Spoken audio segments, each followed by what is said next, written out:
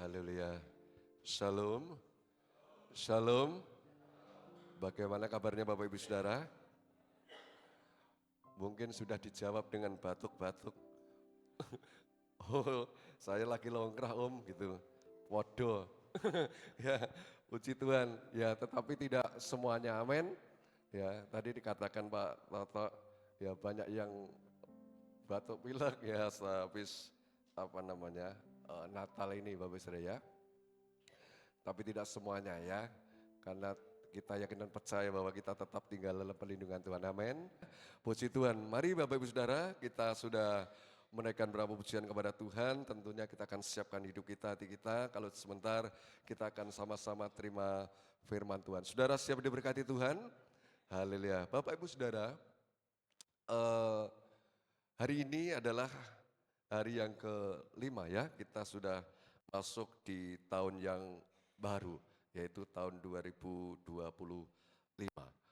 Bapak Saudara tahu banyak orang yang begitu antusias ketika menyambut tahun baru ya, atau menjelang tahun baru atau menyongsong tahun baru, Bapak Saudara, atau di penghujung tahun 2024 ya, tidak sedikit mereka yang menyambutnya dengan meriahnya, berpesta pora dan sebagainya ya, bisa menelan biaya yang cukup mahal Bapak Ibu Saudara ya. Tetapi sayangnya Bapak Ibu Saudara ya, tidak semuanya ya itu siap ketika memasuki tahun baru ya. Kenapa Bapak Ibu Saudara ya hal itu bisa terjadi ya?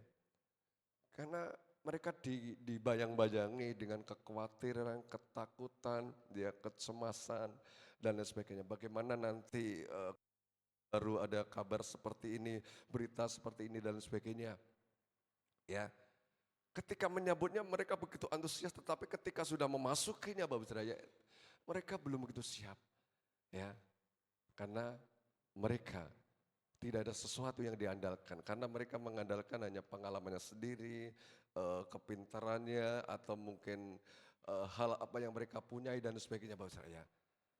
Nah tetapi beda dengan saya dan saudara Bapak Saudara, bagi orang yang sudah mengenal atau yang percaya kepada Tuhan.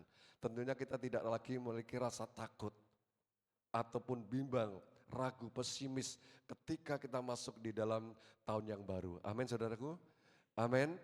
Kenapa? Karena kita memiliki pribadi itu Tuhan yang menyertai kita. Amin saudaraku, yang ada bersama-sama dengan kita. Nah oleh karena itu saya akan berikan sebuah tema renungan firman Tuhan saat ini, yaitu berjalan bersama dengan Tuhan. Kita tidak berjalan sendiri ya, kita berjalan bersama dengan Tuhan. Nah oleh karena itu gimana caranya supaya kita ini bisa berjalan bersama dengan Tuhan Bapak Saudara ya. Kita akan buka Alkitab kita di dalam kitab Yesaya pasal yang ke-55. Yesaya 55 kita akan baca dari ayat yang ke-6 sampai yang ke-9 ya. Yesaya 5 ayat 6 sampai 9 kita akan baca bergantian dengan saya ya. Nanti ayat yang ganjil bagi Bapak Ibu Saudara, saudara supaya bisa membaca bersamaan ya. Ayat yang genap akan saya bacakan. Yesaya 55 ayat yang ke-6 mulai. Carilah Tuhan selama ia berkenan diketemui, berserulah kepadanya selama ia dekat.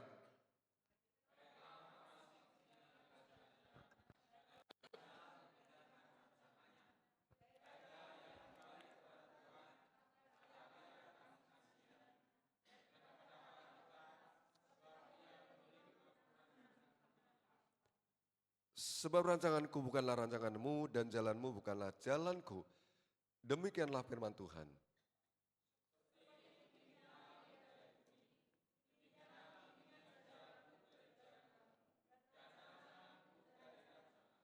Amin, Tuhan memberkati. Nah, Bapak Ibu Saudara, ini ada beberapa hal yang perlu kita pelajari bersama-sama. Bagaimana caranya supaya kita bisa berjalan bersama dengan Tuhan. Ya. Nah, yang pertama Bapak Ibu Saudara, yang harus kita lakukan adalah ayat yang ke-6 itu adalah dituliskan seperti ini, atau saya bacakan. Carilah Tuhan selama ia berkenan ditemui, berserulah kepadanya selama ia dekat.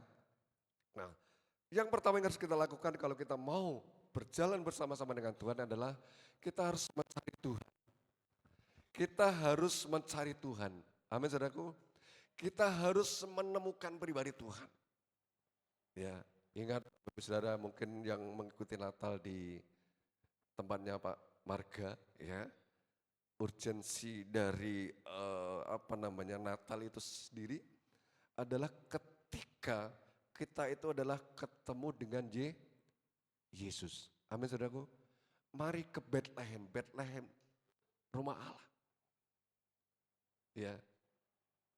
Itu adalah kuncinya, kita harus ketemu dengan Yesus. Amin saudaraku. Amin. Kita harus ketemu dengan Tuhan, ini penting. Kenapa kita harus mencari Tuhan? Apakah Tuhan lagi ngumpet atau lagi delik seperti itu? Enggak saudaraku ya. Tuhan enggak jauh dengan kita. Ya sebenarnya. Hanya ketika kita tidak ada respon, ketika kita tidak ada keseriusan untuk kita ketemu dengan Tuhan, ya Tuhan enggak memaksakan diri untuk terus mau dekat dengan kita. Oleh karena itu disinilah diperlukan inisiatif dari diri kita. Kerinduan hati yang haus untuk kita bisa ketemu dengan Tuhan. Oleh karena itu disinilah ditekankan di mana supaya kita bisa mencari Tuhan. Dengan kata mencari ini adalah ada usaha yang serius yang harus kita kerjakan. Sebagaimana halnya mungkin Bapak Ibu sedang kehilangan uang. Ya, mungkin 50.000 atau 100.000 gitu. Dicari nama boten.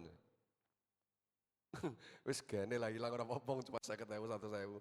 Ya, engkau rak kerja oleh neh. Ya, tentu enggak seperti itu. Ya, seberapapun nilainya ya, ketika itu hilang itu pasti dicari. Ya, atau apalagi kalau handphone sudah punya barang yang sangat-sangat vital kalau saat sekarang ini. Ya, ketika hilang itu ya tentu dengan seriusnya akan dicari, ada usaha. Nah, pribadi Tuhan itu melebihi barang-barang itu, Bapak Saudara. Amin, Saudaraku. Amin. Pribadi Tuhan itu melebihi barang-barang itu. Nilainya itu tidak terhingga. Oleh karena itu perlu dicari, ada usaha yang serius untuk kita bisa sampai menemukan pribadi itu Tuhan. Lalu alasannya kenapa kita harus mencari Tuhan? Ya, Bapak Ibu Saudara, kita mencari Tuhan supaya kita bisa mendapatkan hikmat yang datang dari Tuhan. Supaya kita bisa mendapatkan pengertian-pengertian yang datang dari Tuhan. Apa yang harus kita lakukan, apa yang harus kita kerjakan. Apalagi kita ketika masuk di tahun yang baru ini.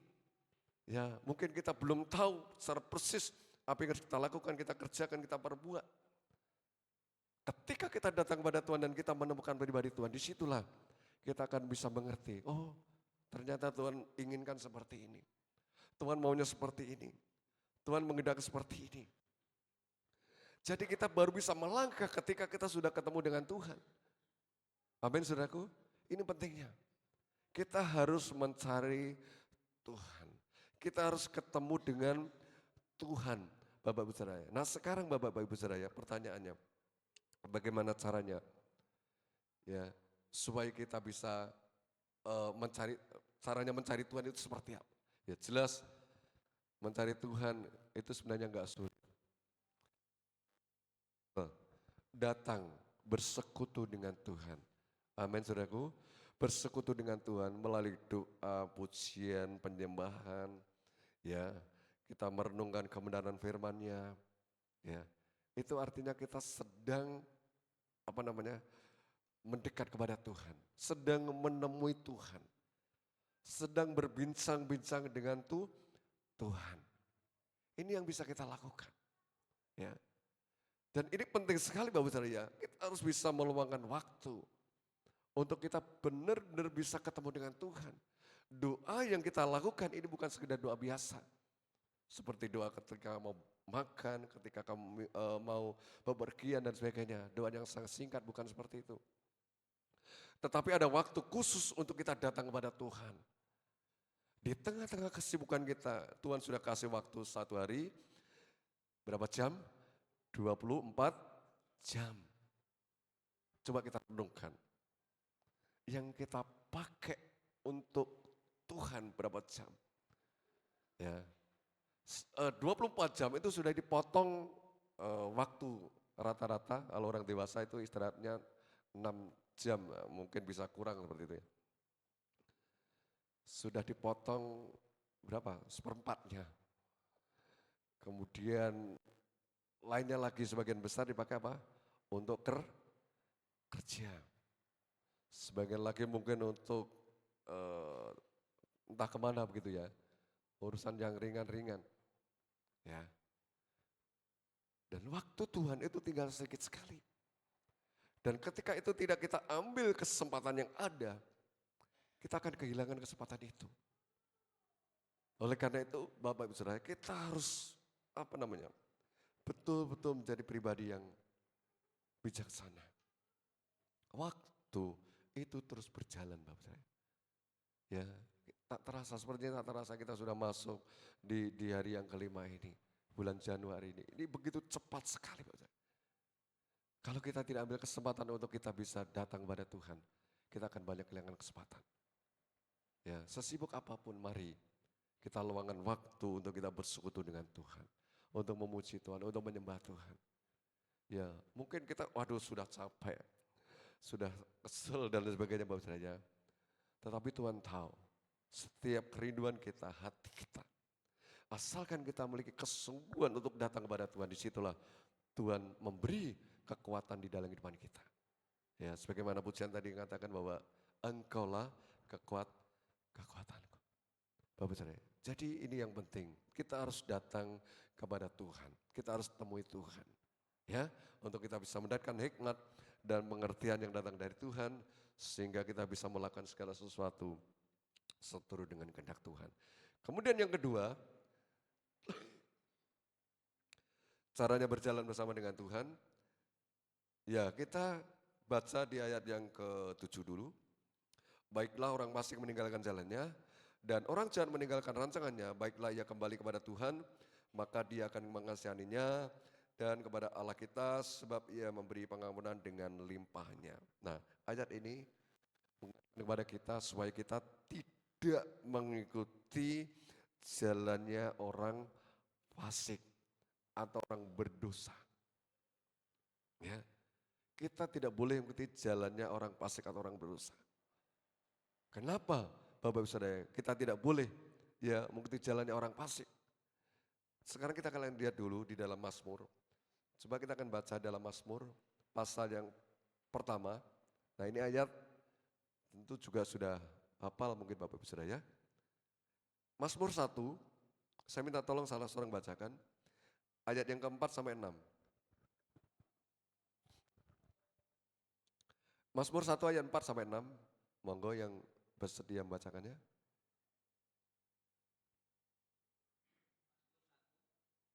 Ayat 4 sampai 6.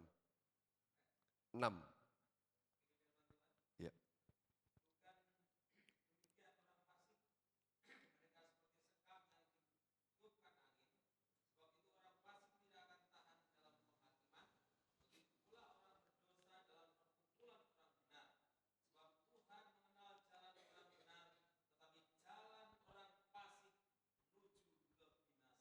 Amin dan berkati. Bapak Ibu Saudara perhatikan di sini ya, di mana bahwa orang fasik itu tidak memiliki pendirian. Makanya kita tidak perlu ikuti. Ya, kalau kita mengikuti jalannya orang fasik, ya kita juga sama seperti orang fasik ini. Kita juga tidak memiliki pendirian. Dijelaskan di dalam ayat yang keempat, bukan demikian orang fasik, mereka seperti sekam yang ditiupkan angin. Digambarkan seperti sekam berambut yang ditiup angin. Ya, yang lari ke sana ke kemari dan sebagainya. Ya, diajak ngalor sana. Ngalor berarti? Oh sana ya. Diajak ngalor, ngidul, ya ngetan, ngulon. Tidak ada pendirian yang kuat. Ya, itu kondisi orang fasik. Ini berbahaya. Ketika ada ancaman, ketika ada tantangan, ketika ada kesulitan, dia pasti jatuh. Dia pasti tidak akan tahan. Oleh karena itu Bapak Ibu Saudara, mari kita jangan sampai mengikuti jalannya orang fasik. Ya, jalannya orang fasik. Tidak memiliki pendirian. Ya, Bapak Ibu Saudara ya. eh, Sedikit saya saksikan, di Popolem itu ada salah satu jemaat yang baru. Menurut kisahnya ini adalah dulu sudah pernah mengenal Tuhan, percaya Tuhan. Sekitar 10 tahun yang lalu. Lalu kemudian dia meninggalkan Tuhan, ya, meninggalkan Tuhan cukup lama Bapak saya. Terus eh, ketika ada masalah dengan rumah tangganya, ya puji Tuhan dia bisa ketemu dengan siapa itu, eh, Ibu Endah, Bapak saya juga sudah tahu. Jadi melalui Ibu Endah ini seorang ibu ini dibimbing, ya. Singkat cerita dia bisa kembali kepada Tuhan, ya. Dan di situ dia tidak sedikit mendapatkan tantangan, ya, baik dari keluarga yang belum mengenal pada Tuhan ataupun dari tetangga-tetangganya, saudara. Tapi di situ kami terus dorong, ya, motivasi, ya, supaya mereka, karena ini ibu dengan anaknya, supaya bisa kuat, ya, supaya bisa kuat. Dan puji Tuhan sampai hari ini ya bisa eh, masih bertahan, ya. Natal di tempat ini juga ikut waktu itu, ya, sedang kadang Tuhan. Ini juga karena anugerah Tuhan. Dia belajar untuk terus tidak mengikuti eh, situasi kondisi yang ada sekitar yang tidak mendukungnya. Dia tetap memandang kepada Tuhan. Dia tetap yakin bahwa Tuhan pasti menolong dia. Ya. Jadi dia tidak mengikuti situasi kondisi yang di sekitarnya. Ya. Jadi yang ingin saya sampaikan di sini Bapak Ibu Saudara, betapa pentingnya kita harus kuat. Jangan seperti orang fasik yang tidak memiliki pendirian. Diombang-ambingkan kian kemari. Ya. Jadi kita harus tetap memiliki pendirian yang kuat. Kita harus kokoh ketika kita tetap di pihaknya Tuhan. Ya kita ikuti jalannya Tuhan. Nanti kita akan lihat selanjutnya. Ya. Jadi ini Bapak saya. Kondisi orang fasik itu adalah yang pertama dia tidak memiliki pendirian. Kemudian yang selanjutnya adalah bahwa orang fasik itu tidak tahan dalam penghakiman. Jelas. Ya, mereka tidak hidup di dalam kebenaran. Dan ketika mereka harus menghadapi penghakiman nanti, penghakiman Allah, mereka tentu tidak akan siap. Ya, karena mereka sudah tahu bahwa ujungnya itu adalah mereka akan menuju kepada kebinasaan. Ini yang terakhir kondisi orang fasik adalah menuju kepada kebinasaan. Jadi kalau kita sudah tahu hal ini, tentunya kita tidak mau mengikuti jalannya orang fasik. Amin, saudaraku. Amin.